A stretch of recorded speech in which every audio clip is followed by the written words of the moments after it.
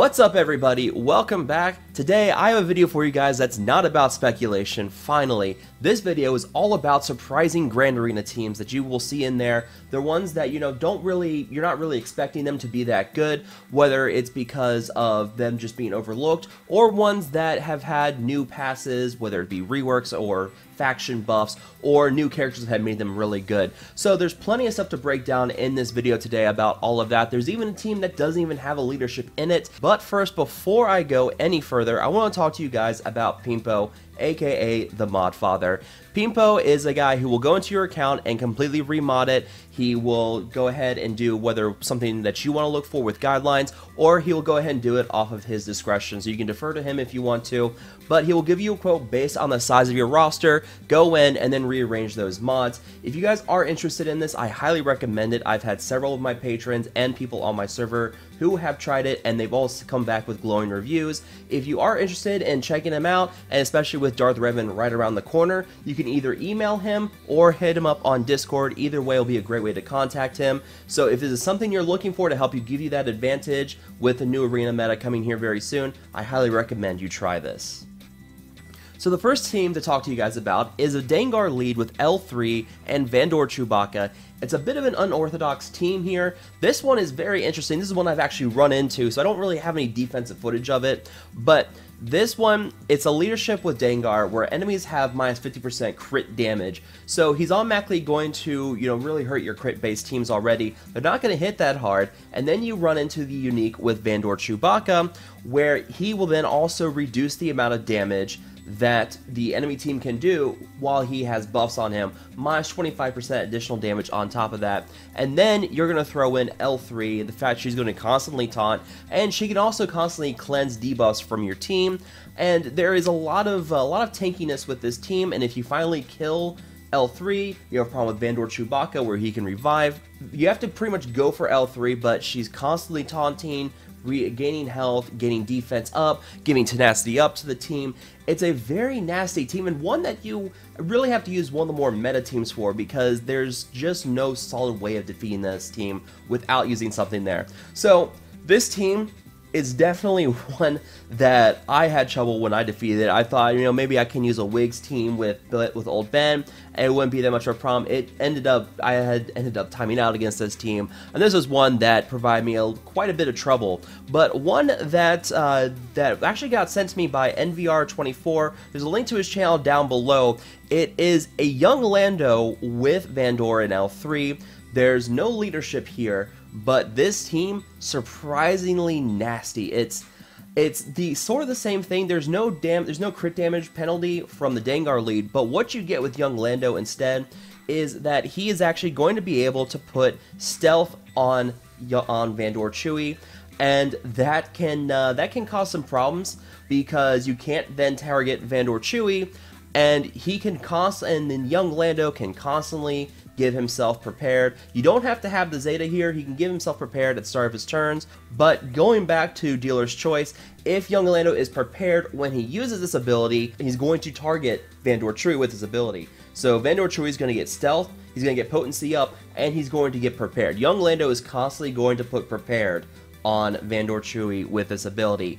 And that, of course, means that Vandor Chewie is going to constantly revive young Lando. And this team, it's annoying to say the least. NVR, when he was trying it out, he had to eventually use things like healing immunity. He had to use a Django team, that even then it took 4 to 5 minutes for this team to win against the young Lando and the Vandor team. So this team, not a pleasant one to run against. So this is something that, if you're looking to change things up, you can save your Scoundrel and your Bounty Hunter leads for something else.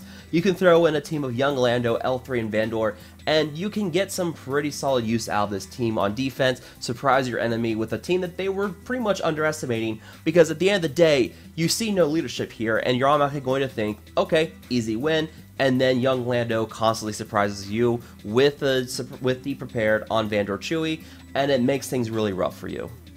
So next up, I have a SIF team for you guys, and two of these characters you're more than likely working on gear for right now. Sith Trooper and Sith Marauder, they're going to be characters that you'll want to use in the Darth Revan team. But if you run into a Grand Arena trio where you can only use a certain number of characters with Darth Revan, more than likely Trooper and Marauder are going to be the odd men out, and you have to use them with other teams.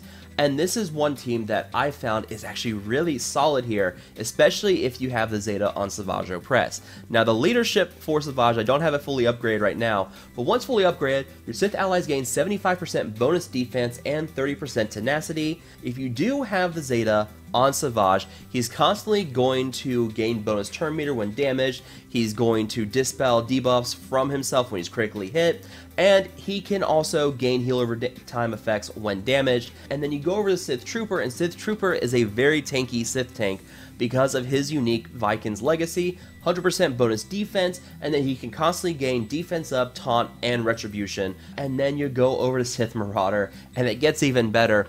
The unique for Sith Marauder, the Force shall free me. This is where it's really going to start to add up. With the Zeta on Savage, with the heal over time effects, and the 3 buffs going on Sith Trooper, he is going to gain a lot of bonus defense, health steal, and tenacity. He's going to become a surprisingly tanky character. Now, debuffs, you're not going to have a lot of debuffs on the enemy team. This team is not a very debuff heavy team. You can do offense down, and you can mod Sith Marauder for crit chance so that you can constantly reduce the target's max health, and then eventually you're going to get a nice hit on the enemy team, and then you can use the Annihilate from Savage and wipe out someone on the enemy team. So it's a surprisingly good team that I have run into before. It is one that a lot of people don't really look at, and this is one I think that you could probably see quite a bit more in the future here. The Savage Opress lead makes the team very tanky, and now that we're working on Marauder, and most people have Trooper from Traya anyways, but Count Dooku with Droideka and IG-100 Magna Guard. Now with the General Grievous rework, there was a big buff to the Separatist droids, and became a pretty solid team, but for trios, you're going to more than likely use B1 and B2 with General Grievous. They're just the best fit for him in a trio. So the question then becomes, what do you do with Droideka and Magna Guard? And this team, it is great. I've had many people message me about this team saying it works really well for them. You don't have to have any Zetas on it, but if you do, it'll work great because of the leadership with Count Dooku. All allies gain 15% evasion and gain offense up for 2 turns whenever they evade. Now, the big damage dealer here is going to be Droideka, and again, you don't have to have the Zeta, but if you do, with the Zeta, he gains 25% additional evasion, so 40% under the Count Dooku lead, plus the offense up, and if Droideka has damage immunity, it has a 35% chance to assist, dealing 50% less damage whenever a Separatist ally uses an ability. And that offense up is going to boost the true damage on his attacks. The true damage, it ignores defense, cannot critically hit, but it also allows him to scale damage based on speed for his basic. And his destructive armament, if you can get offense up on this, the attack cannot be evaded, and each stack of charge deals an additional stack of true damage with this ability. So the 50% bonus offense from offense up tied into this ability, yeah, Droideka is going to hit like a truck under that Count Dooku lead, and with that Zeta, he's going to become very hard to hit. And then you have IG-100 Magna Guard. I mean, there's really nothing special about him here. I mean, he can dispel on the enemy team, but he kind of loses his overall synergy because General Grievous isn't here, but Magna Guard, still a Separatist ally, and you know, is still going to get some pretty solid synergy there. Now, this shouldn't even discount Count Dooku, because he can double tap on his basic, he has a 100% counter chance, and he can inflict ability block and stun on his basic, and then his special can shock and stun as well. So pretty much this team is all about the dodging, building up that offense, and then just unleashing it with Droideka, just spamming specials, and just hitting like a truck on the enemy team. So if you are looking for a place to use your Separatist droids in trios, this is definitely the team to go to. It's highly recommended. A lot of people have been loving it. And finally, this is my personal favorite team that I have found with Grand Arena. It works great in 5v5. It also works great in trios.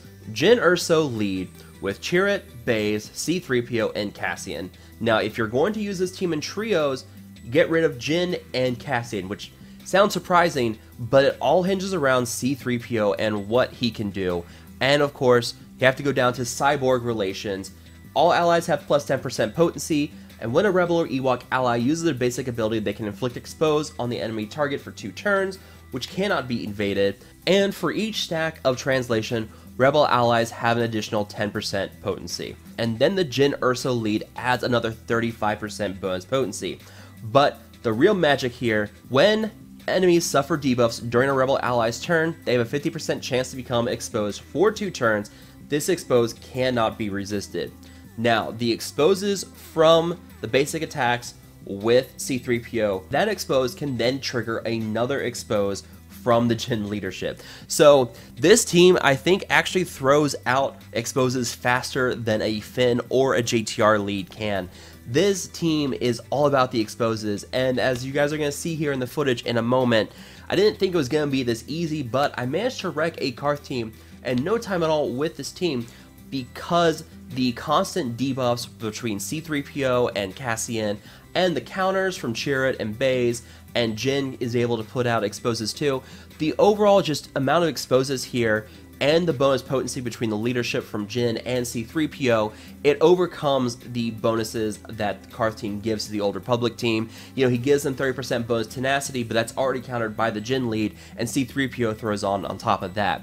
So the goal here is to pretty much get exposes on the enemy team and use Jyn's AoE to clean up the team and really help revive any Rebel allies that have been defeated. You know, I lost Baze here, but I did notice while playing this footage that there is a bug with Canderous Ordo where he's gaining turn meter even though no one on my team has damage over time effects, and they're just kind of resisting everything, but I'm still watching him gain bonus turn meter.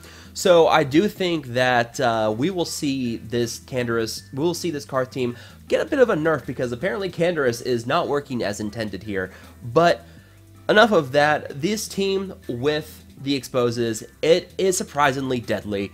Now, it's not going to be a top tier team by any stretch of the imagination. You're not going to feature meta teams of like Jedi Revan, Darth Revan, Rey, and Night Sisters. I don't really see this team working that well, but anything else, anything lower than that, if you have like a Phoenix team out there, or anything that the constant confuses from C3PO and the exposes from your team, will really overcome the bonuses of those teams out there. So this team, surprisingly good for 5v5, and then Chirrut, Baze, and C3PO in trios, they can constantly, you know, counter, apply exposes. They have specials. They can put tenacity up on the team. I mean, Chase already has everything that you're looking for. It has a cleanse, it has tenacity up, it has healing, it has a tank, it has pre-taunt, and it also can dispel. And now you have C3PO on top of that, which gives them even more damage already on top of what Chirrut can do. So yeah, this team for offense and trios, very good there, and of course 5v5, very good as well.